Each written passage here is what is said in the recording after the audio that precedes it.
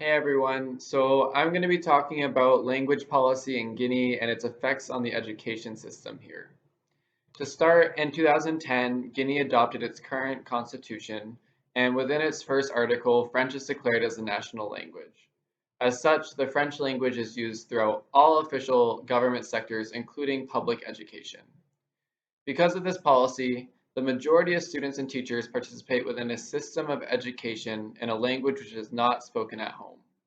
This creates a learning environment where students struggle to understand even base level concepts. Along with this, girls can be disproportionately affected as they are often excluded from spaces, both inside and outside schools, where French is spoken. However, students who do pass through this French language system may be more easily able to adjust if they move to an area where their mother tongue is not the majority language. The historical background of Guinea's official language in public education dates back to colonial times when French colonizers developed a system as an alternative to the already existing Quranic school system. This new system stayed in place until French colonial rule ended and Sékou Touré, the new leader of an independent Guinea, took power. Sékou Touré set up a national education commission to create instructional materials in 8 national languages to counter the colonial system that had existed. By 1968, UNESCO had pledged financial support for a mother tongue educational program and implemented a national literacy campaign. For 16 years, Guinea used national languages as the primary media of instruction in primary and middle schools, introducing French as a subject starting in 4th grade. This national language system was abandoned in 1984 when Sékou Touré passed away. The reasons for this included insufficient funding and learning materials, lack of planning and coordination efforts across the country, as well as a lack of teacher training. Guinea readopted French as its official instructional language and failed to evaluate any cultural, pedagogical, or psychological effects of their previous system. The use of French as the official instructional language in Ghanaian schools has been debated for many years. Supporters claim that the use of French better prepares students for a globalized world.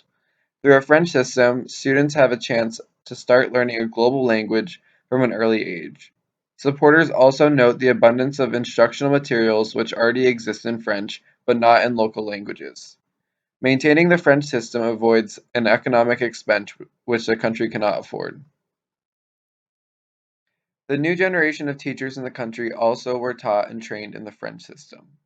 Using a different language would involve retraining the workforce. Finally, one of the major reasons supporting the French system is that its use does not directly favor any specific ethnicity existing in Guinea. In a country containing between 34 and 41 different languages, choosing 8 as the media of instruction would create division between ethnic groups and could put regional minority students at a disadvantage in the classroom. There are various education NGOs advocating for the option of national language instruction in Ghanaian primary and middle schools.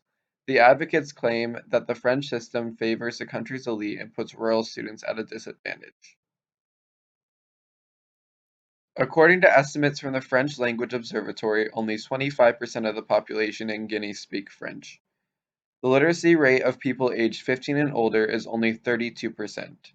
Students in Guinea will often only interact with the French language within the walls of their classroom, and most rural primary school teachers report that their students do not understand their instruction without translation into a national language.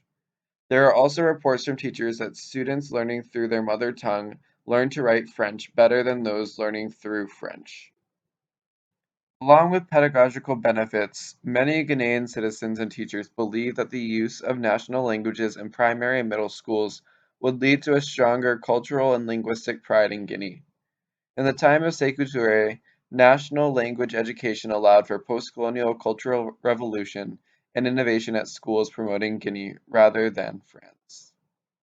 So I hope you learned something new about Guinea language policy and how that affects education here. I have a few follow-up questions and I'd love to hear your responses. First of all, what is the language policy in the country that you're living in or where you're from, and how do you feel that affects education? And secondly, if you grew up in a system that used a language other than your mother tongue to learn, I'd like to hear about your own experience and if you feel that it hindered or helped you. in your own journey.